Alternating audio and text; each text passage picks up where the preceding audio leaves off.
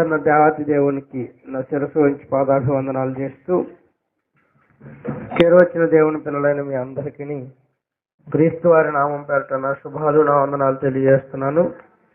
వాక్య ధ్యానంలోనికి వెళ్ళగలిగితే ప్రియులరా, లూకా గారు రాసిన సువార్త 2వ అధ్యాయము,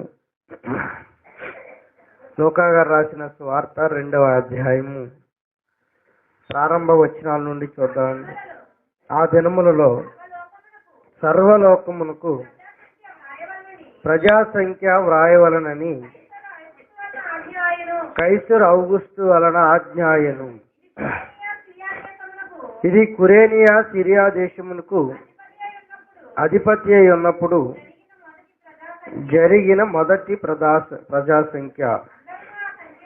అందరూ ఆ సంఖ్యలో వ్రాయబడుటకు వారు వారి టౌన్స్ కి వెళ్ళారట.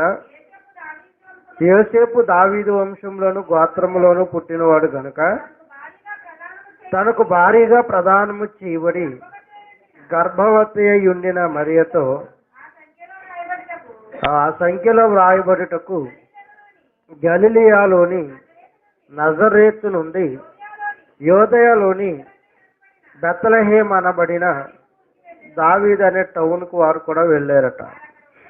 వారందరూ అక్కడ ఉన్నప్పుడు ఆమె ప్రసవ దినములు నిండెను గనుక తన తొలిచూలు కుమారుణ్ణి కని పొత్తిగుడ్డలతో చుట్టి సత్రములో వారికి స్థలము లేనందున ఆయనను పశువుల తొట్టెలో పరుండబెట్టిరి. వీళ్ళ యేసుక్రీస్తు వారి యొక్క జన వృత్తాంతం గురించి మనకు తెలియదేమీ కాదు. ఆ మహనీయుడి జననం భూమి మీద వెలుగులేని వారికి, చీకటిలో ఉన్న వారికి వెలుగివ్వటానికి, రక్షణలో లేని వారికి రక్షణ ఇవ్వటానికి సాక్షాత్తు దేవుడే శరీరాన్ని ధరించుకుని భూమి మీదకు వస్తున్న సందర్భాన్ని ఆయన పుట్టుక దినాలుగా మనం ఈరోజు జరుపుకుంటున్నాం. ఇక ఎప్పుడైతే ఈ యేసుక్రీస్తు వారి జననం భూమి మీద ఆరంభమైందో, ఆరంభమైన కొన్ని దినాలకి మొట్టమొదటి జనాభా లెక్కలు వేయడం ప్రారంభించారు. ఎవరు? ద కింగ్ సీజర్ అనే ఆయన, సీజర్ ఆఫ్ ఔగుస్ట్ అనే ఆయన మొట్టమొదటి జనాభా లెక్కలు స్టార్ట్ చేశాడు. అక్కడ ఆ ప్రదేశంలో కురేనియా దేశం మొదలుకొని సిరియా ప్రాంతం అంతా ఆ మొట్టమొదటి ప్రజాసంఖ్య రాస్తున్నప్పుడు రాయబడుతున్న ఆ ప్రజాసంఖ్యకు అందరూ అటెండ్ అయ్యారు. వారు వారు తమ తమ పట్టణాలకు దగ్గరగా ఉన్న టౌన్స్ ఏవైతే ఉన్నాయో ఆ టౌన్స్ కి, గ్రామాలు, కుగ్రామాల్లో నివసిస్తున్న వారందరూ కూడా వెళ్ళారు. ఇక యేసుక్రీస్తు వారి తల్లి అయిన మరియా, యోసేపు గారు, అప్పటికైన గర్భంలో ఉన్నాడు యేసుక్రీస్తుల వారు. వారికి టౌన్ సిటీ ఏదయ్యా అంటే బెత్లెహేం. నజరేత్ అనే కుగ్రామంలో నివసిస్తూ బెత్లెహేం అనబడిన పట్టణానికి వారు కూడా వెళ్ళారు. ఇలా చుట్టుపక్కల ఉన్న ప్రజానికం అంతా రావటాన్ని బట్టి ఆ చుట్టుప్రక్కల ఉంటున్న సత్రాలు అంటే హోటల్స్, ఏ హోటల్ కూడా ఖాళీ లేదు. ఇప్పుడైతే హోటల్స్ కూడా, అప్పుడైతే సత్రాలు ఫ్రీ. ఏ హోటల్ కూడా ఖాళీ లేకోకుండా కిక్కిరిసిపోయారు జనాభా. అలా కిక్కిరిసిపోయిన సందర్భంలో యేసుక్రీస్తు వారికి ఆమె తల్లి అయిన మరియకి ప్రసవ దినాలు నిండాయి, డెలివరీ సమయం దగ్గర పడిపోయింది. ఇంకా యేసుక్రీస్తు వారి జననం, ఆయన బయటకు వచ్చే సమయం ఆసన్నం అయిపోతుంది కనుక ఆమె అక్కడే తన తొలిచూలు కుమారుణ్ణి కని పొత్తిగుడ్డలతో ఆయనను చుట్టి పెట్టినట్టుగా మనకు కనబడుతుంది. యేసుక్రీస్తు వారు పుట్టినప్పుడు మనకలాగా స్వెటర్స్ లేవు. యేసుక్రీస్తు వారు పుట్టినప్పుడు మనకలాగా ఉన్నతమైన వస్త్రాలు ధరించడానికి అక్కడ అవకాశం లేదు. పొత్తిగుడ్డలు అంటే బాగా మెత్తని కాటన్, మనం అందరూ వాడతాం కదా పిల్లలు పుట్టినప్పుడు, కాటన్ డ్రెస్సెస్, పొత్తిగుడ్డలు బాగా మెత్తగా ఉండేటివని. ఈ పొత్తిగుడ్డలు చుట్టి ఆయనను, ఆ పొత్తిగుడ్డల్లో ఆయనను పరుండబెట్టడం అనేది మనం చూస్తూ ఉంటాం. వాస్తవానికి యేసుక్రీస్తు వారు దేవుడై ఉన్నప్పుడు ఆయనకు వస్త్రాల కరువు రావటం అనేది మనం చూస్తూ ఉంటాం. ప్రారంభంలో ఆది కాండానికి వెళితే ఆదాము హవ్వలకు వస్త్రాలు లేవు. ఆ తరువాత పరలోకమందున్న దేవుడు కూడా వస్త్రధారణ చేసేవాడు కాడు. అవి ఎవరికయ్యా అంటే రక్త మాంసాలు కలిగిన శరీరానికి. ప్రారంభ దశలో ఆదాము హవ్వలు డ్రెస్సెస్ లేవు అనగానే వారి అవయవాలను లేక వారికి ఉన్న భాగాలను చూపించుకుని తిరిగేవారా అన్న ఆలోచన మీకు రాగలిగితే అలాంటి పరిస్థితులు కూడా లేవు. ఎందుకంటే యేసుక్రీస్తు యెహోవా యొక్క తేజస్సు, ఆయన వెలుగు అని ఉంటుంది. యెహోవా యొక్క తేజస్సు కలిగిన వెలుగైన యేసుక్రీస్తు వారు ఆ పరిశుద్ధత, ఆ పరిశుద్ధత వెలుగు, ఆ పరిశుద్ధ తేజస్సు వారిని కమ్మటాన్ని బట్టి వారు వారి యొక్క అవయవాలను చూసుకునే అవసరత వారికి కాదు. అందుకే ప్రారంభంలో దేవుడు వెళ్ళిన వారు సిగ్గుపడేవారు కాదు. ప్రతి సాయంకాలం పూట ఆయన వారితో మాట్లాడడానికి వెళ్ళేవాడు. ఎందుకంటే వారి చుట్టూ ఆయన ప్రకాశమానమైన వెలుగుతో నింపబడిన వస్త్రాలు. దేవదూత రాగానే ప్రకాశమానమైన వెలుగు అక్కడ కనబడింది అని ఉంటుంది అక్కడ బైబిల్లో. వారి దగ్గరికి కనబడగానే ప్రకాశమానమైన వెలుగు. ఆ దేవదూతకు వస్త్రాలు లేవు. ఈ వెలుగు ఎందుకై అంటే వారి దేహాన్ని కప్పుకోవడానికి.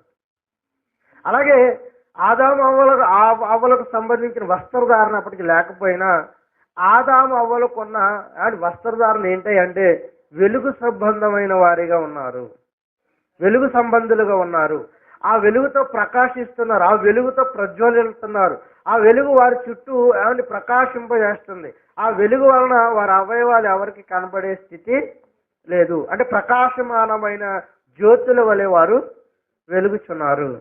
ఎప్పుడైతే తినొద్దన్న వృక్ష ఫలాన్ని తినేశాడో ఆ వెలుగు కాస్త చీకటిగా మారిపోయింది. అప్పుడు వారికి సిగ్గు తెలిసింది.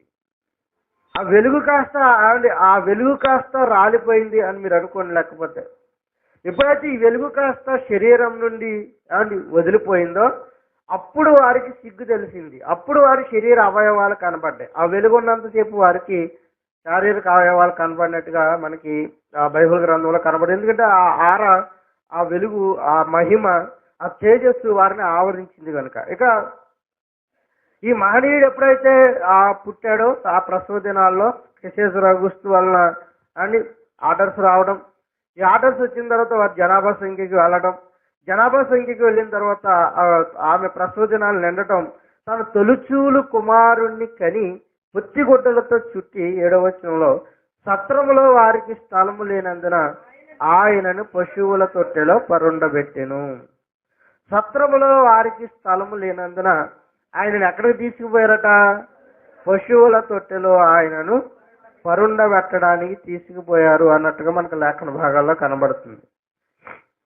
ఇంటికి పశువుల తొట్టెలోకి, ఆ పశువుల శాలలోకి ఆయన తీసుకువెళ్ళటం వెనక ఆంతర్యం ఏమై ఉంటుంది అని మనం ఆలోచిస్తే, కానీ పశువులన్నీ జరిగి యేసుక్రీస్తుకి ఏమిచ్చాయి? స్థానాన్ని ఇచ్చాయి. ఈ పశువులన్నీ జరిగి ఆయనకి ఎప్పుడైతే స్థానాన్ని ఇచ్చాయో పశువుల శాలలో పరుండబెట్టడానికి ఆంతర్యం ఏమై ఉంటుందా అని ఆలోచిస్తున్నప్పుడు మొట్టమొదట పాపాలను తీయటానికి బలిగా వేటిన వాడేవారు? పశువులనే. తొలిచూలు సంతానంలో ప్రతి మగది యెహోవాకేంటది? ప్రతిష్టం. పాప పరిహారార్థ బలిగా కొవ్విన దూడను తీసుకువెళ్ళాలి, లేకపోతే గొర్రెను తీసుకువెళ్ళాలి, మేకను తీసుకువెళ్ళాలి. కోళ్లు కానీ పావురపు జతలు కానీ ఆయనకు తీసుకెళ్లి బలిగా అర్పణ చేయాలి. ఈ పాప పరిహారార్థ బలి కానీ, సమాధానార్థ బలి కానీ, కుంటిది కానీ, గుడ్డిది కానీ, మచ్చలు కలిగినది కానీ, డాగు కలిగినది కానీ, కళంకం ఉన్నది కానీ ఉండకూడదు. పైపెచ్చు ఆ వధింపబడిన మాంసం కుళ్ళు పట్టకూడదు. చాలా పరిశుద్ధంగా ఉండాలి అన్నది మనకు అర్థమైపోతుంది. ఆ రోజే పొంగని రొట్టెలు చేసుకోవాలి. ఆ పొంగని రొట్టెలు చేసుకున్న ఆ పిండి కూడా పులిసిన పిండే ఉండకూడదు. నిర్గమ 34:25 అంటాడు. ఒకసారి అక్కడికి వెళ్ళి ఇక్కడికి వద్దాం ప్రియులారు. నిర్గమకాండం 34వ అధ్యాయము 25వ వచనాన్ని చూద్దాం. నీవు పులిసిన దానితో నా బలి రక్తమును అర్పింపకూడదు. పస్కా పండుగలోని బలి సంబంధమైన మాంసమును ఉదయకాలము మొదలుకొని ఉదయకాలము వరకు మరలా తెల్లారే వరకు దానిని ఉంచకూడదు. ఎప్పటికప్పుడు ఫ్రెష్గా ఉండాలి. అని ఎప్పటికప్పుడు అది పాడైపోయిన పిండి ఉండకూడదు. బలి రక్తాన్ని పాడైపోయిన ఆ పిండితో ఆయనకు అర్పణ చేయకూడదు. ఇది ప్రారంభపు పాప పరిహారార్థ బలి యొక్క నియమం, పాప సమాధాన బలి నియమం.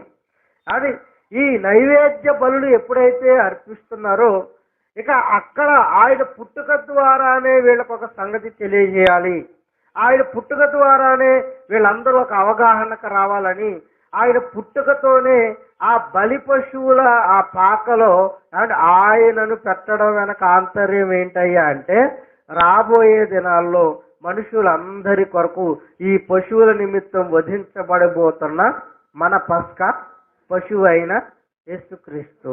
ఆయనకున్న మరొక పేరేంటంటే పస్కా పశువు. కొరింథీయులకు రాసిన మొదటి పత్రిక 5వ అధ్యాయం 7వ వచనం నుండి చూడండి ప్రియులారా. మీరు పులిపిండి లేనివారు గనుక క్రొత్త ముద్ద అవుటకై ఆ పాతదైన పులిపిండిని తీసి పారవేయండి. అంతేగాక క్రీస్తు అను మన పస్కా పశువు అన్నాడు చూడండి. క్రీస్తు అనే మన పస్కా పశువు, క్రీస్తు అనే మన పస్కా పశువు అంటే ఇక మీదట పాప పరిహారార్థ బలి పశువుల ద్వారా జరగదు. ఇక మీదట సమాధానార్థ బలి పశువుల ద్వారా జరగదు. సర్వ భూప్రపంచ మానవాళి నిమిత్తం పస్కా అనే ఒక పశువు బలిదానం జరగబోతుంది. ఇంచుమించుగా ఆ కారణాన్ని బట్టి ఆయనను ఆ ఇంటెన్షన్ బట్టి కూడా సత్రములో వారికి స్థలము లేక ఆ పశువుల శాలలో పరుండబెట్టుండొచ్చు. ఎందుకయ్యా అంటే రాబోయే కాలంలో మనుషులందరి పాప పరిహారాల కొరకు బలి కాబోయే ఒక బలి పశువు మనుషులందరి నిమిత్తం అండి ఆయన బలి కాబోతున్నాడు కనుక ఆయనను ఆ బలిదానం ఉన్న ఆ గొడ్లో ఉన్న శాలలో ఈ మహనీయుడైన యేసుక్రీస్తుకి చోటు ఏర్పాటు చేసి వాటి స్థానంలో ఈయన బలిగా రాబోతున్నాడు. మనుషులందరి నిమిత్తం జరిగింపబోయే బలి. ఇక ఈ బలి అర్పించేది కుంటేది కానీ గుడ్డిది కానీ అని కళంకం ఉన్నది కానీ మత్స్య కానీ డాగు కానీ కుష్టి పొడ ఉన్నది కానీ ఆ బలి చేసి ఆ పశువు ఉండకూడదు. కనుక ఆ పిండి కానీ పులిసిపోయిందై ఉండకూడదు. అంటే ఎంత పరిశుద్ధంగా ఉండాలో అన్న నియమాన్ని పాత నిబంధన కాలం నుండి ఎలాగ అలవాటు చేస్తున్నాడు చూడండి. నీ బలి పరిశుద్ధమైనదై ఉండాలి. నువ్వు అర్పిస్తున్న అర్పణ పరిశుద్ధమైనదై ఉండాలి. నువ్వు అర్పిస్తున్న అర్పణ అని కళంకం లేనిదై ఉండాలి. నువ్వు అర్పిస్తున్న అర్పణ దాగులేనిదై మచ్చలేనిదై ఉండాలి. ఒక మాటలో చెప్పాలంటే అది పరిశుద్ధమైనదై ఉండాలి. అంతటి పరిశుద్ధమైన బలి పశువుగా ఆయన తల్లి అయిన మరియ గర్భంలో ఉండి జననం జరిగింది. ఆ బలి పశువే సాక్షాత్తు మనం విశ్వసిస్తున్న యేసుక్రీస్తుల వారు. మరి ఈయనలో మచ్చలున్నాయా డాగులున్నాయా కళంకం ఉన్నదంటే ఆయన తన బ్రతుకు జీవితకాలంలో ఆయన చేసిన సవాలు ఏంటో తెలుసా ప్రియులారా? నాలో పాపం ఉన్నదని మీలో ఎవరు స్థాపిస్తాడని ఆనాటి సమాజాన్ని నిలదీసి అడిగాడు. నన్ను ఏ కారణాన్ని బట్టి మీరు చంపాలనుకుంటున్నారు? ఎవరిదైనా వ్యభిచారం చేసేనా, ఎవరి దగ్గర అబద్ధం ఆడేనా, ఎవరిదైనా దొంగతనం చేసేనా, ఎవరినైనా మోసగించానా, నేను అన్యాయస్తున్నా అక్రమార్కున్నా వ్యవస్థలైనా దోచుకున్నానా, ఎవరిదైనా అని ఎవరినెత్తి మీదైనా చేయి పెట్టానా అని కళంకం లేని వాడిగా బ్రతికాడు. ఎందుకో తెలుసా? కళంకం లేని అర్పణను మాత్రమే ఆయన స్వీకరిస్తాడు గనక.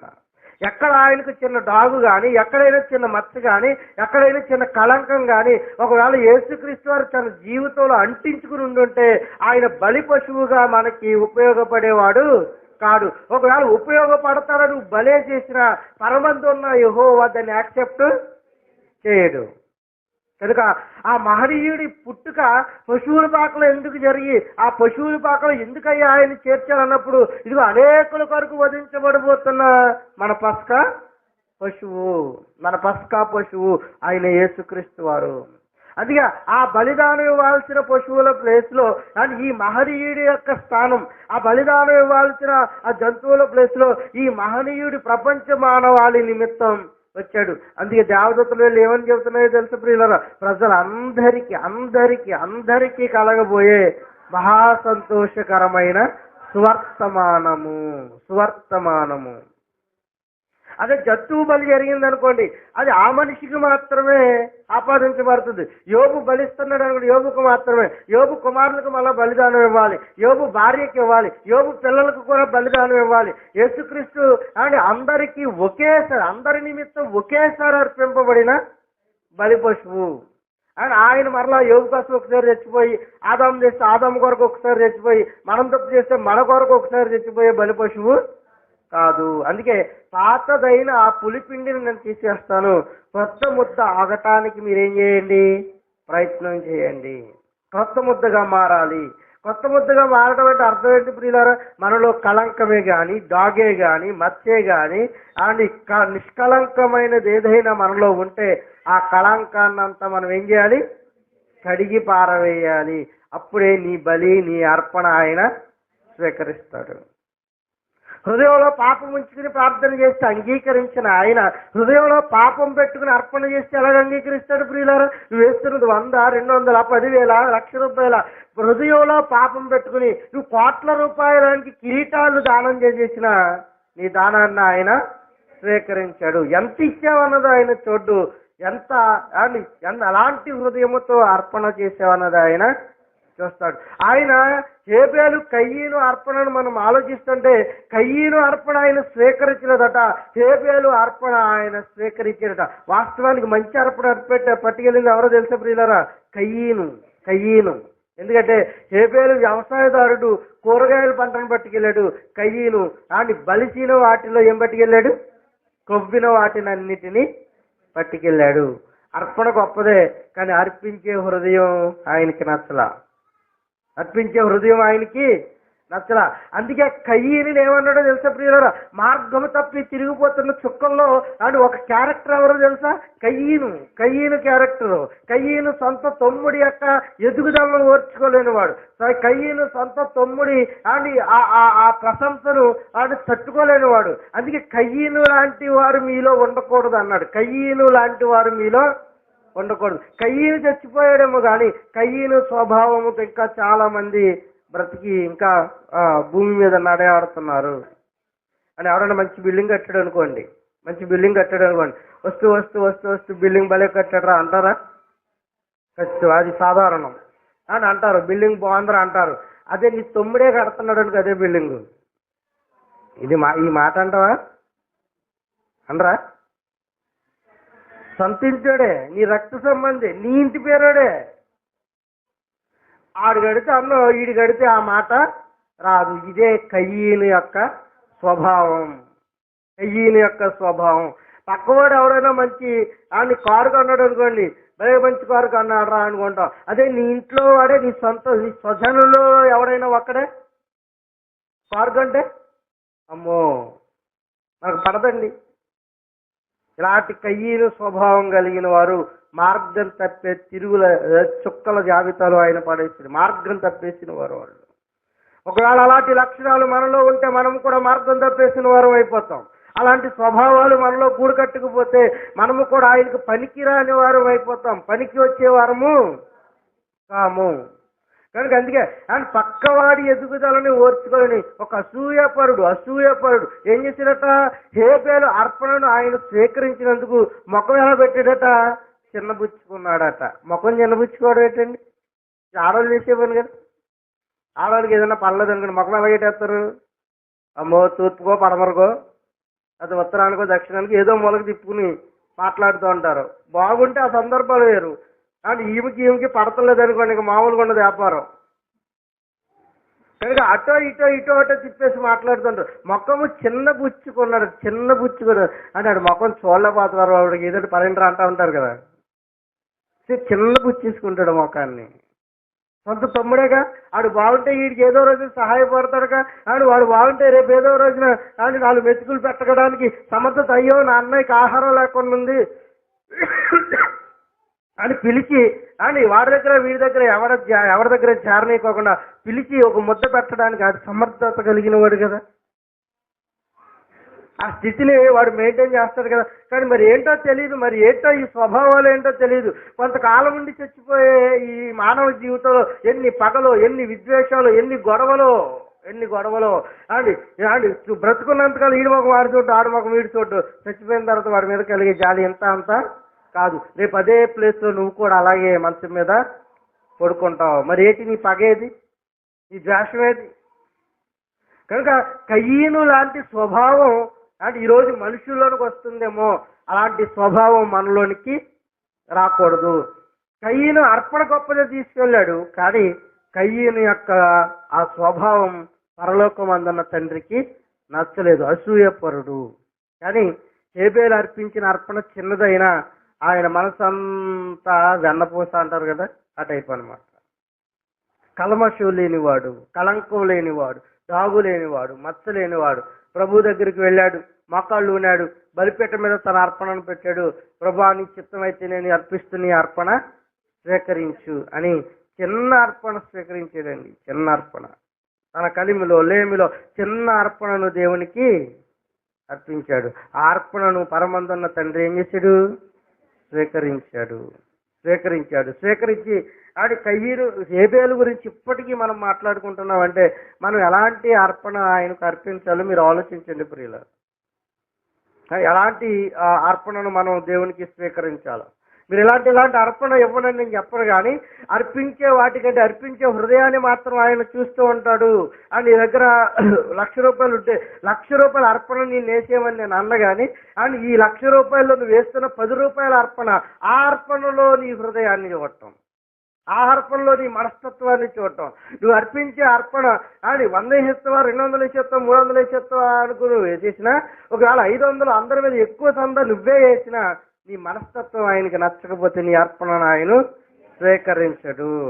ఈ మనస్తత్వాలతో దేవునికి అర్పణ అర్పించడం కంటే మానేయడం చాలా ప్రాముఖ్యం. నువ్వు 10,000 చేసిన అక్కర్లా ఆయనకి, కానీ నువ్వు 20,000 చేసిన ఆయనకి అవసరత లేదు.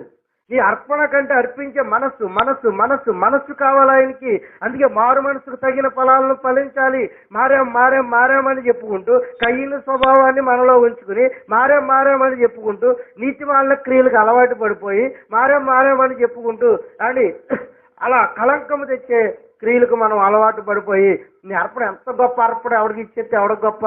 సమాజంలో మనుషుల మెప్పు పొందుకుంటావేమో కానీ పరలోకమందున్న దేవుని మెప్పు నువ్వు ఎప్పటికీ కోరుకోలేవు. అందుకే ఆయనను అర్పణ కోటీశ్వర్లు అర్పణ ఇచ్చేస్తారు, ఆయనకు తెలుసు. ఇలాంటి దౌర్భాగ్యులందరూ ఎక్కడ దిక్కున అని పట్టుకొచ్చి మనుషుల్లో గొప్ప అయిపోవాలని నీ అర్పణ అని కోటాను రూపాయలు ఈరోజు దానాలు చేయండి, మంచిదే చేసేయండి. లక్షల కోట్ల రూపాయలు దానాలు చేస్తున్నారు. అయితే నీ హృదయం మారిందా? నీ మనసు మారిందా? నీ మాట తీరు మారిందా? నీ నడవడిక మారిందా? ఆయన పరిపూర్ణంగా నమ్ముకునే నువ్వు అర్పణ ఇస్తున్నావా? ఆయనలో పరిపూర్ణంగా నీ మనస్తత్వాన్ని మార్చుకునే అర్పణ ఆయనకి ఇస్తున్నావా? కట్టేనయ్య గారు మందిరం అని 10,000 ఇచ్చేస్తే సరిపోద్దా? నువ్వు మారవా? మరి ఎంతకాలం ఈ అర్పణల మీద గెంటికి వెళ్ళిపోతావు? ఎంతకాలం ఈ భాగస్వామ్యాల మీద, ఈ దేవునికి అర్పించే ఈ కృతజ్ఞతల మీద గెంటికి వెళ్ళిపోతావు? ఇలా ఆయన కొనేద్దాం అనుకుంటుందండి సమాజం. మమ్మల్ని చూడ్డా, మేము అంత ఇచ్చాం, మమ్మల్ని మేలుకరంగా మార్చడానికి కూడా చూడ్డు. ఆయన అలా లొంగిపోయేవాడు, ధనధాన్య సమృద్ధులకు ఆయన లొంగిపోయే దేవుడు కాదు. సర్వము ఆయనదే, సర్వలోకాన్ని కలిగించిన వాడు ఆయన. నువ్వేసే అర్పణ ఆయనకి ఏ మూలకండి? ఏ మూలక చెప్పండి ప్రియులారా? కనుక అర్పించే వాటికంటే అర్పించే హృదయమే ఆయనకు కావాలి. అందుకే మనం ఆయన పరిపూర్ణమైన సమర్పణ జీవితాలు కలిగి ఉండాలి. పరిపూర్ణమైనవి అంటే చాలా మంది సంఘాల్లో అండ్ ప్రతి వారు కూడా దశమాంశాలను ఇస్తూ ఉంటారు. ప్రతి వారు చేసుకున్న పనులు, వారు చేసుకున్న ఉద్యోగాలు, వారు చేసుకున్న గల్పదేశాల్లో వారి పనులను బట్టి ప్రతి వారం దేవుడికి కృతజ్ఞత అర్పణ ఇస్తూ ఉంటారు. ఇవ్వటం చెడ్డని నేను అన్న, కానీ వాక్యోపదేశం పొందువాని మంచి పదార్థములన్నిటిలో ఏమివ్వాలట? భాగం ఇవ్వాలి అన్నది వాక్య సందేశం. కనుక ఇలాంటి అర్పణలు మనం అర్పిస్తున్నప్పుడు ఆ గల్పదేశంలో ఉండి ప్రతి నెల ప్రతి వారం ఆయన కృతజ్ఞత అర్పణ అర్పించేసి అని అక్కడ నీచమైన బ్రతుకుతూ ఉండి నీ అర్పణ ఆయన స్వీకరిస్తాడా? అక్కడ మనసు మార్చుకుని అక్కడి నుంచి నువ్వు పంపకపోయినా వచ్చిన నష్టమేమి లేదు. అయితే ఇక్కడ ఎంత పరిశుద్ధంగా ఉన్నావో అక్కడ కూడా అంతే పరిశుద్ధంగా ఉండటం ఆయనకి ప్రాముఖ్యం. దేవాలయంలోకి వెళుతున్నప్పుడు ఎంత పరిశుద్ధంగా ఉన్నావో ఆయన బయట ఉద్యోగం చేసుకుంటున్నప్పుడు కూడా అంతే ఆయన మీద భక్తి కలిగి ఉండడం ఆయనకి ప్రాధాన్యం. అందుకే బలి అర్పణ నీవు కోరలేదు కానీ నాకు ఒక శరీరాన్ని అమర్చితివి, ఆ శరీరాన్ని మరలా నీకు అర్పించమన్నావు. ఆ అర్పిస్తున్న ఆ శరీరం ఎలాగుందా అని ఆలోచించుకుంటూ అప్పుడు దేవాలయంలోకి వచ్చి కూర్చోవాలి మనం. అప్పుడు దేవాలయంలోకి వచ్చి కూర్చోవాలి. అని వెళ్తున్నాము అని మా బావగారే కదా బావగారితో జోకులు వేయడం, అత్తే కదా అత్తతో జోకులు వేయడం, మరదలే కదా అని మరదలతో జోకులు వేయడం. ఎక్కడన్నా పెళ్లిళ్ళ దుకాణాల్లో పెట్టుకోవాలి ఈ అడావిడి. దేవాలయంలో ఈ అడావిడి పెట్టకూడదు. ఇది మార్కెట్ వ్యాపారం చేసే స్థలము కాదు, ఇది పరిశుద్ధ స్థలం. రోకలు అమ్ముతున్న వారిని అండి, బావరాలు అమ్ముతున్న వారిని, రోకలు మారుస్తున్న వారిని వెళ్ళి నా తండ్రికి ఇల్లుని మీరు వ్యాపారపు ఇల్లుగా మార్చేస్తున్నారు. అంత పరిశుద్ధంగా ఉంచాలి ప్రియులారా దేవాలయం. మనం పరిశుద్ధంగా ఉండాలి, దేవాలయాన్ని అంత పరిశుద్ధంగా ఉంచాలి. కనీస బాధ్యత, కనీస మర్యాద. మనం దేవాలయానికి వెళ్తున్నప్పుడు ఏం చేయాలట? నీ ప్రవర్తన జాగ్రత్తగా చూసుకోవాలి. ఎప్పటి వరకు? మన బ్రతుకు దినములన్నిట. బయటికి వెళ్ళిన తర్వాత కూడా అలాగే ఉంటాయి. మళ్ళా ఇక్కడేమో పరిశుద్ధులు, అక్కడికి వెళ్ళిన తర్వాత ఏమైపోవాలి? పాపాత్ములు అయిపోవాలా? ఇక్కడ ఎంత పరిశుద్ధత కలిగి ఉన్నామో బయటికి వెళ్ళిన తర్వాత కూడా అంతే పరిశుద్ధత కలిగి ఉండటానికి ఏం చేయాలి? ప్రయత్నం చేయాలి. కనుక ఆ మహనీయుడి పుట్టుక, ఆయన అర్పణను మనం ఆలోచిస్తున్నప్పుడు ఆయన కయ్యను అర్పణ ఆయనకి నచ్చలేదట, హేబేలు అర్పణ మాత్రం ఆయనకి నచ్చినట. శ్రేష్టమైన అర్పణ అర్పించాడు అన్నట్టుగా మనకు బైబిల్లో కనబడుతుంది.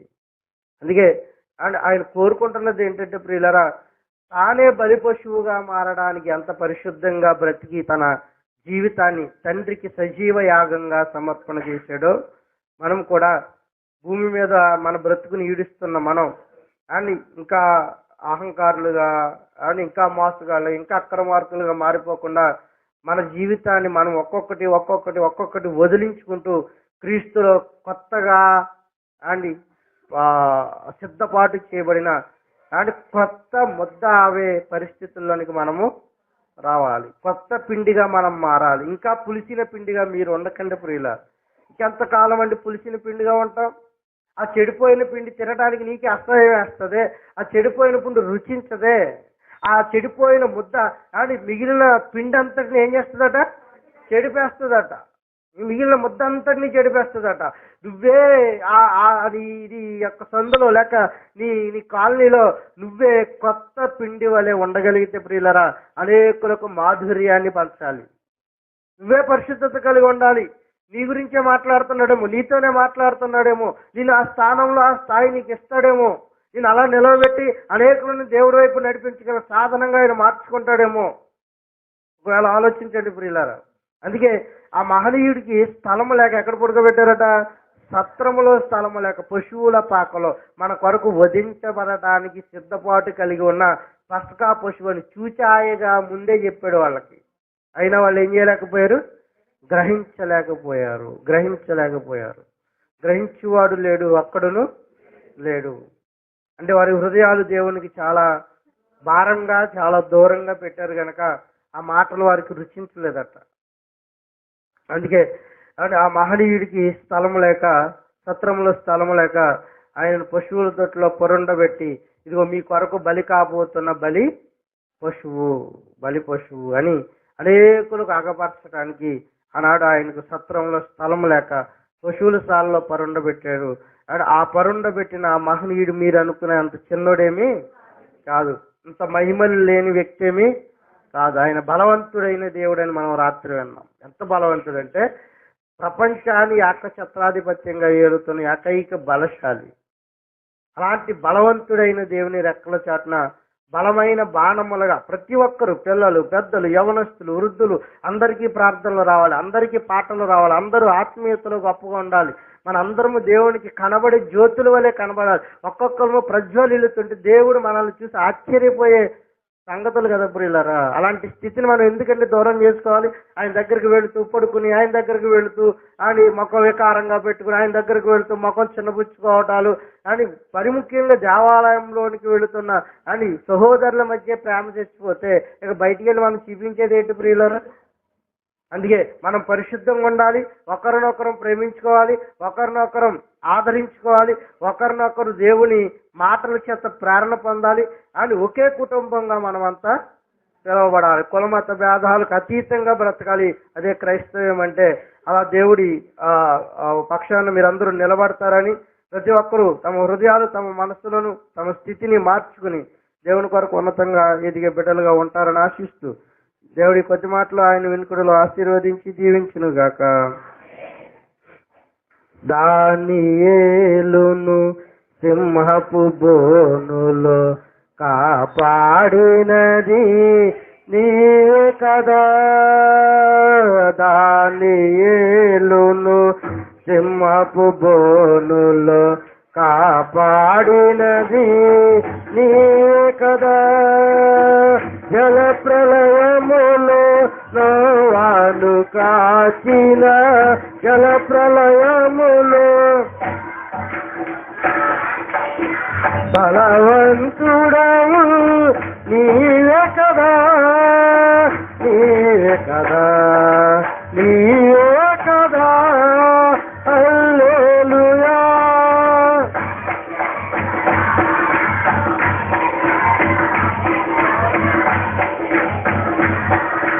హల్లెలూయా, హల్లెలూయా, హల్లెలూయా, హల్లెలూయా, హల్లెలూయా. స్తుతి చేసి నే పాడనా, స్తోత్ర గీతం భజించి నే పొగడనా. స్వామి స్తుతి చేసి స్తోత్ర గీతం సమరయ స్త్రీని కరుణతో బ్రోచిన సచరితుడవు నీవే కదా. సమరయ స్త్రీని కరుణతో బ్రోచిన సచరితుడవు నీవే కదా. పాపుల కొరకై ప్రాణమునిచ్చిన, పాపుల కొరకై ప్రాణమునిచ్చిన కరుణామయుడవు నీవే కదా, నీవే కదా, నీవే కదా. హల్లెలూయా, హల్లెలూయా.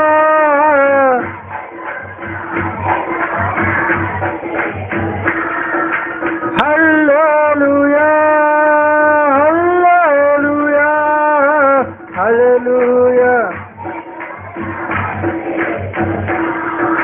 శృతి చేసి నే పాడనా, స్తోత్ర గీతం భజించి నే పొగడనా. స్వామి శృతి చేసి నే పాడనా, స్తోత్ర గీతం. దానియేలును సింహపు బోనులో కాపాడినది నీవే కదా. దానియేలును సింహపు బోనులో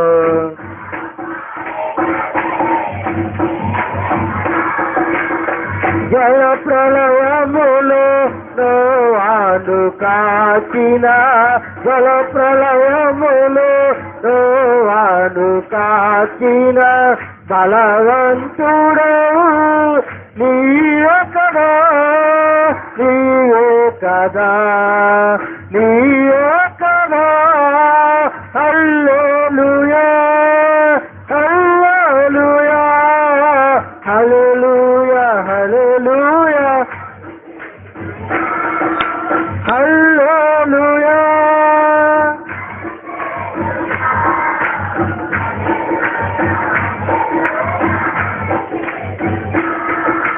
శృతి చేసి నే పాడనా, స్తోత్ర గీతం భజించి నే పొగడనా. స్వామి శృతి చేసి నే పాడనా, స్తోత్ర గీతం. హల్లెలూయా, హల్లెలూయా, హల్లెలూయా, హల్లెలూయా.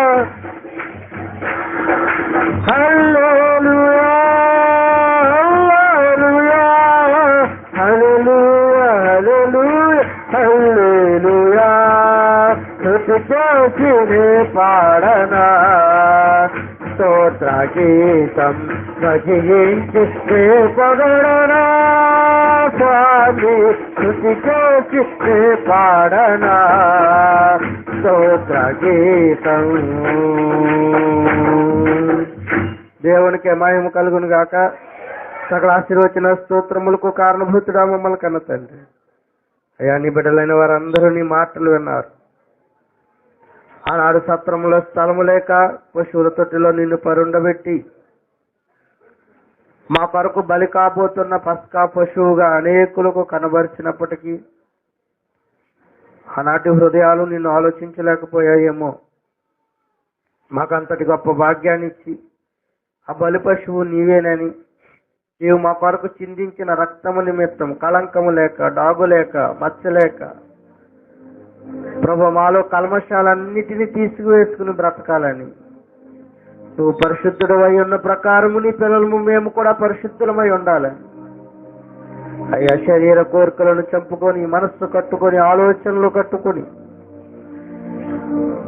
నీ గ్రామంలో, నీ వీధిలో, నీ కుటుంబంలో నువ్వే వెలుగు తారగా నిలబడాలని, అనేకులకు మార్గము చూపించాలని ప్రభు సమస్త బిడ్డలను మీ చేతులకు అప్పగిస్తుండగా ఎత్తబడిన ఈ వాక్యాన్ని, ఎత్తబడిన ఈ గింజలను పక్షులు గాని దుష్టుడు గాని వచ్చి ఎత్తుకుపోకుండా నీరు కట్టి ఫలింపు దయచేయమని ప్రార్థిస్తున్నాను.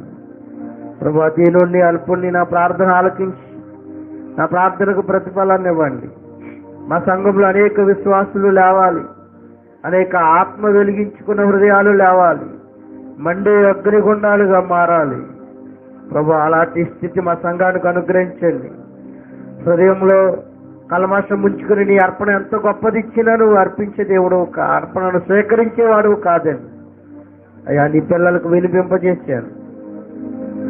మా హృదయాలు కట్టుకోవాలి, పరిశుద్ధత వైపు మా అడుగులు వేయాలి.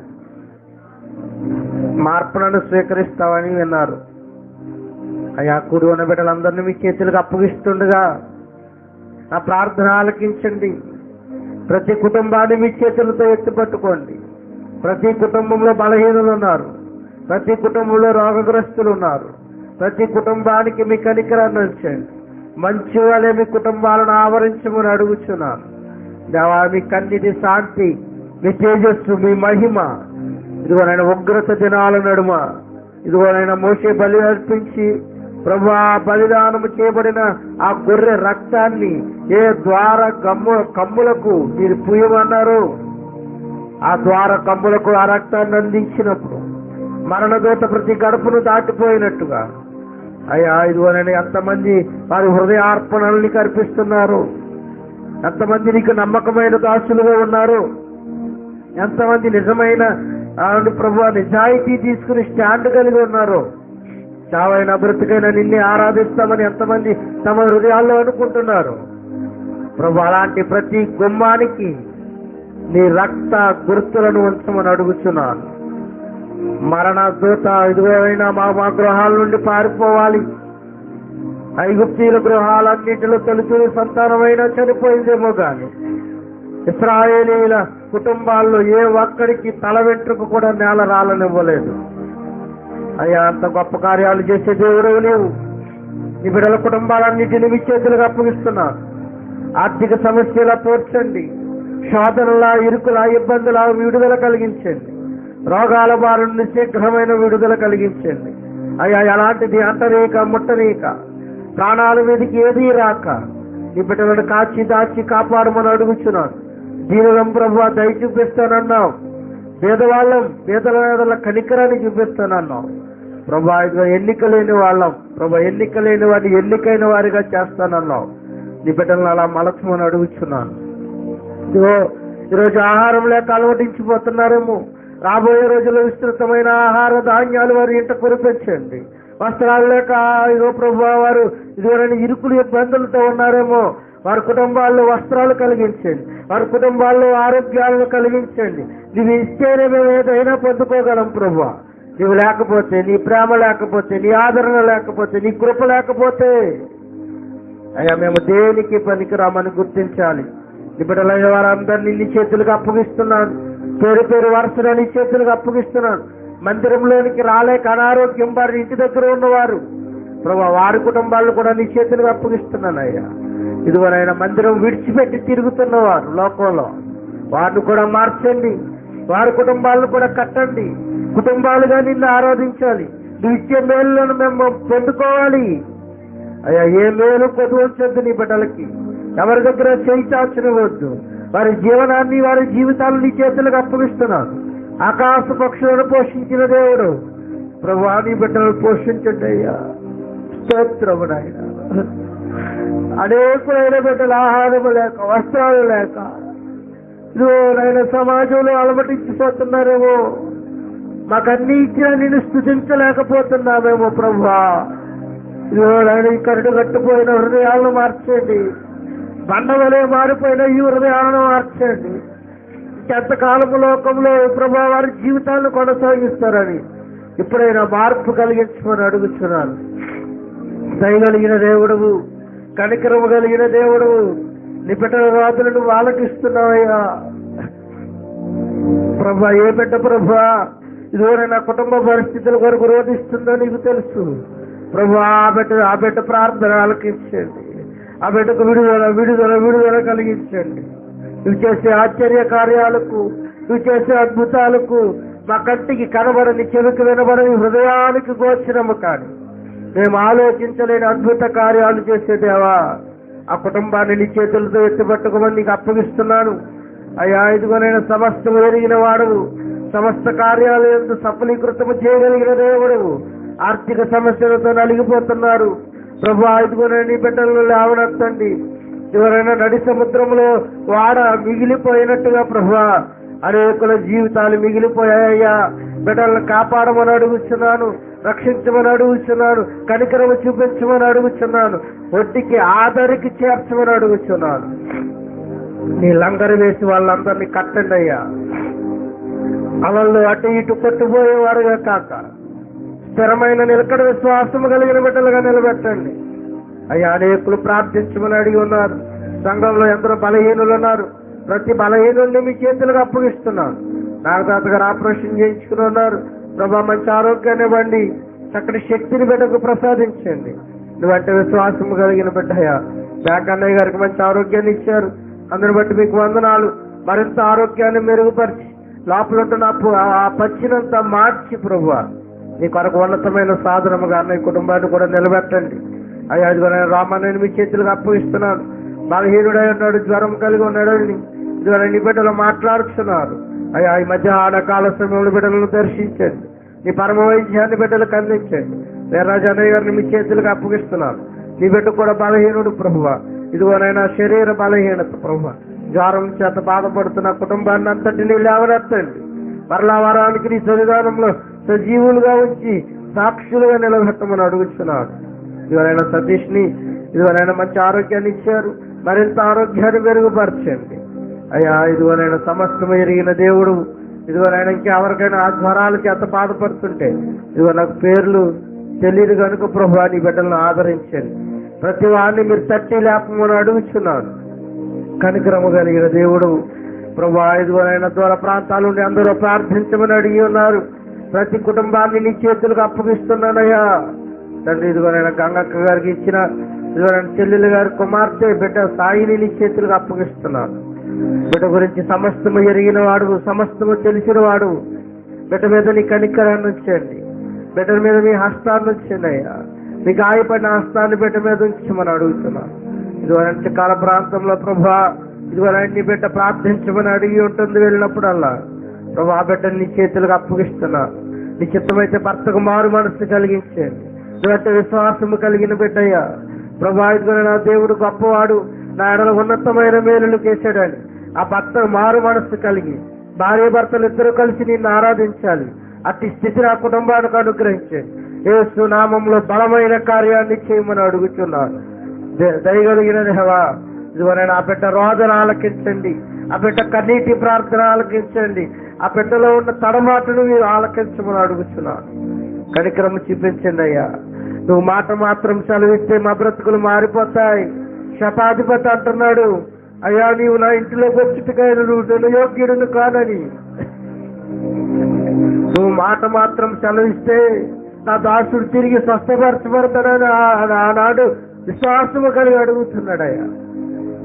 అలాంటి విశ్వాసం కలిగి ఎంతమంది నేను ప్రార్థిస్తున్నారో నాకు తెలియదు, కానీ మా బ్రతుకులు మార్చే దేవుడు, మా నడవడికలు మార్చే దేవుడు, మా స్థితులను మార్చే దేవుడు అయ్యా. కనికరం చూపించండి తండ్రి. ఇదిగోనైనా ప్రతి బిడ్డని పేరు పేరు వరుసను అప్పగిస్తున్నారు. గర్భఫలాల కొరకు ఎదురు చూస్తున్నారు. నీ బిడ్డలకు చక్కటి గర్భఫలాలను అనుగ్రహించండి.